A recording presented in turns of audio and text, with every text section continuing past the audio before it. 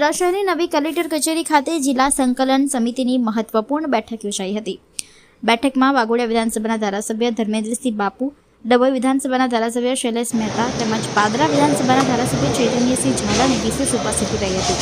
આ ઉપરાંત જિલ્લા વિકાસ અધિકારી મમતા હિરપરા, અતિરિક્ત કલેક્ટર ભરત પટેલ સહિત જિલ્લાના વિવિધ વિભાગોના અધિકારીઓ પણ હાજર રહ્યા હતા।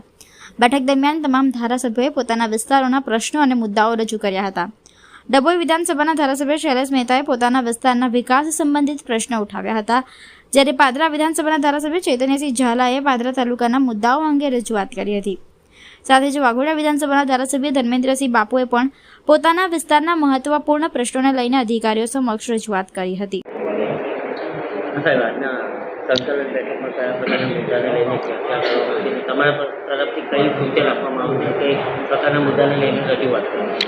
આજની સંકલન સમિતિની બેઠકમાં મુખ્ય પ્રશ્નોમાં સમિયાલા ચાંસદને જોડતો વેસ્ટર્ન બાયપાસ કે જેનું સંપાદન 2002માં કરવામાં આવ્યું હતું, પરંતુ કેટલાક કારણોસર આ જોઈન્ટ મારવામાં આવેલો નહોતો, જેથી કરીને ગઈ મિટિંગમાં પણ મારો પ્રશ્ન હતો।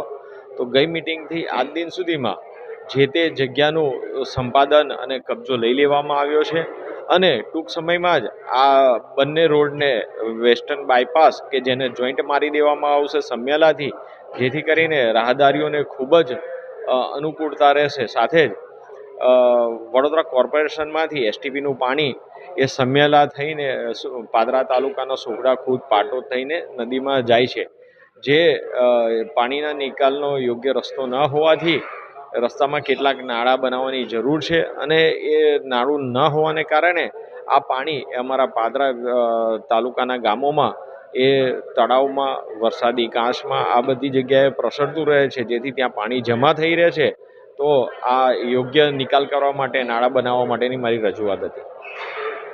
લાઇટો ઘણા સમયથી બાજવા ગામની માંગ છે, એ હજી સુધી લાઇટો નાખવામાં નથી આવી, એટલે વહેલામાં વહેલી તકે એ બ્રિજ ઉપર લાઇટો નાખી અને એમના નાના મોટા જે એક્સિડન્ટનો ભય છે એ ભય દૂર થાય અને વહેલી તકે બાજવા બ્રિજ ઉપર લાઇટો નાખવામાં આવે। બાજવા ગામની બંને ખૂબ સૌરાષ્ટ્ર સોસાયટીની બાજુમાં આવેલી મોટી ટાંકીઓ જે જર્જરિત છે અને એની આજુમાં જ આંગણવાડી આવેલી છે, આંગણવાડી શિફ્ટ કરવાનો તો એ લોકોએ ઓર્ડર કરી દીધો છે, પણ આ જર્જરિત ટાંકી ઉતારીને વહેલામાં વહેલી તકે નવું કામ ચાલુ થાય। નંદેસરીની અંદર ઘણા સમયથી લોકોને એર પોલ્યુશનનો પ્રશ્ન છે, વારંવાર રજૂઆતો આવવા છતાં એર પોલ્યુશન ખૂબ મોટા પ્રમાણમાં લોકો શ્વાસ ના લઈ શકે એવા ઝેરી ગેસનું ખૂબ ફરિયાદો હતી, એની પણ આજે રજૂઆત કરવામાં આવી છે। પછી વાઘોડિયા વિધાનસભાની અંદર તમામ બસ સ્ટેન્ડો જર્જરિત છે, જે બસ સ્ટેન્ડોને વહેલી તકે નવા બનાવીને લોક ઉપયોગી થાય એ માટેની પણ મારી આજની રજૂઆત હતી।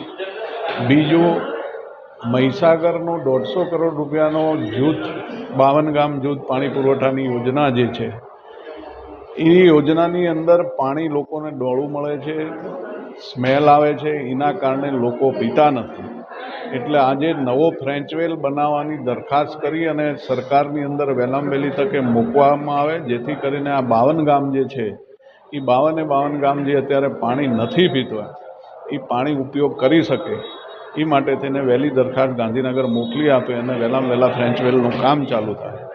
આ બધા પ્રશ્નો આજના જૂના પ્રશ્નોમાં એવું છે કે ભાઈ સ્નાઇડર કંપની અમારું જે જૂથ પંચાયત કોટંબી એની અંદર ગામની વચ્ચોવચ્ચ જે પોલ નાખવામાં આવ્યો છે એ પોલ હજી સુધી હટાયો નથી। 6 મહિના જૂની રજૂઆત છે, એટલે વહેલામાં વહેલી તકે આ પોલનું હટાવી અને ગ્રામજનોને જે રસ્તામાં મુશ્કેલી પડે છે એ મુશ્કેલી દૂર કરવાની આજે રજૂઆત હતી। એની અંદર પણ હજી લોકોએ 1 મહિનાનો ટાઈમ માંગ્યો છે, એટલે આ બધા બીજા પણ 2-3 જૂના પ્રશ્નો હતા, એનું નિરાકરણ વહેલામાં વહેલી તકે આવે એવી આજની રજૂઆતો હતી ને એ લોકોએ ગંભીરતા લીધી છે કે ભાઈ આ જે કંઈ જૂના પ્રશ્નો છે એને 1-8 મહિનાની અંદર અમે નિરાકરણ લાવશું।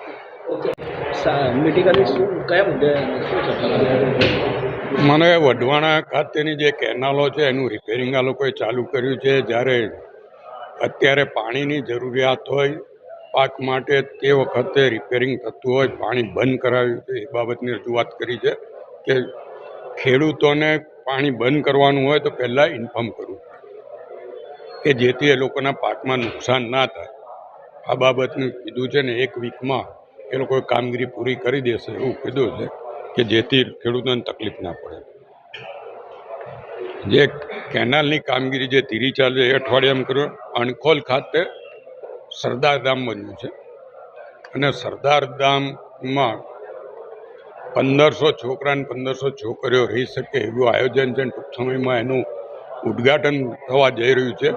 ત્યારે એને જે પાણીની લાઈન એના માટેની જોડવાની છે, ડ્રેનેજના કનેક્શન જોડવાના છે અને સરદાર ધામની સામેની સાઈડ જે વરસાદી કાંસ આવેલો છે એ વરસાદી કાંસમાં પાઇપો નાખીને વરસાદી કાંસને બંધ કરવા માટેની જે કામગીરી ઉડાને સૂચના આપી છે એ બાબતની રજૂઆત કરી છે અને ઉડાએ તાત્કાલિક કામગીરી ચાલુ કરવાનું કીધું છે. કારણ કે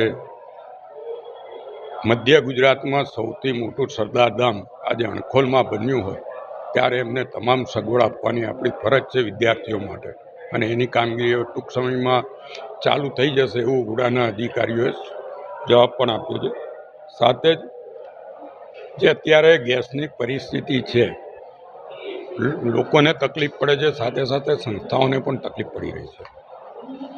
અમારે કુબેર ભંડારીમાં નિઃશુલ્ક ભોજનની વ્યવસ્થાઓ છે અને અમાસ અને એની આજુબાજુના દિવસમાં હજારો લોકો આ ભોજન પ્રસાદી લેતા હોય છે.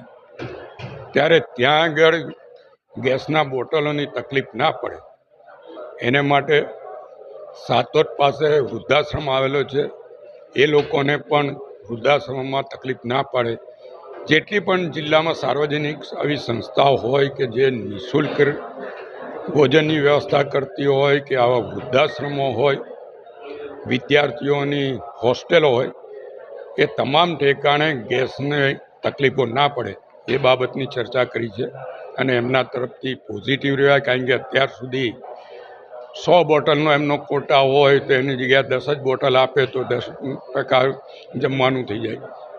એટલે એ જે આવી સંસ્થાઓ છે એને પૂરેપૂરો સપ્લાય આપવો જોઈએ એવી અમે માંગણી કરી છે. સાથે જ જે આરોગ્ય ડિપાર્ટમેન્ટ દ્વારા